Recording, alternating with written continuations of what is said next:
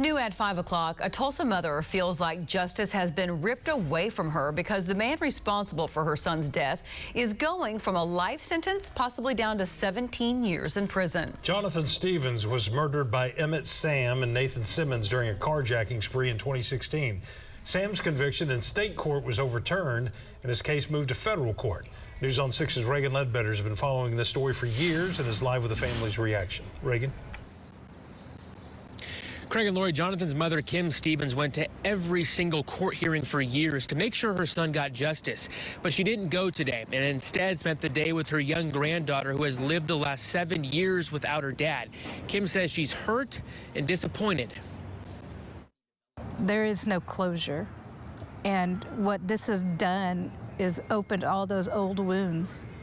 And those old wounds now have to heal again. Kim Stevens thought she got justice for her son Jonathan years ago, but her son's killer, Emmett Sam, had his murder case thrown out 2 years ago because he's Native American. Once the case went to federal court, Sam pleaded guilty to a lesser charge of carjacking resulting in a death. After Jonathan was shot and killed, Sam and Nathan Simmons carjacked more victims. To turn around and find out all of that was thrown out, and now we got to start all over again with a completely different ruling, it's very frustrating. Kim says federal prosecutors told her they believed a plea agreement was the best way to make sure he spends time in prison. U.S. Attorney Clint Johnson sent me a statement saying, in part, "My office must weigh the evidence at the time of the trial and determine the most effective way to proceed." He goes on to say, "We communicate directly with the victims' families to discuss those strategies." Kim says her heart breaks for Jonathan's now 9-year-old daughter, Serenity. She's to the point now where she's asking questions about her dad.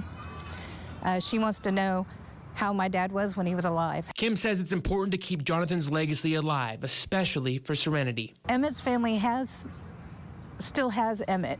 Yes, he's in prison, but he's still here. I don't have that.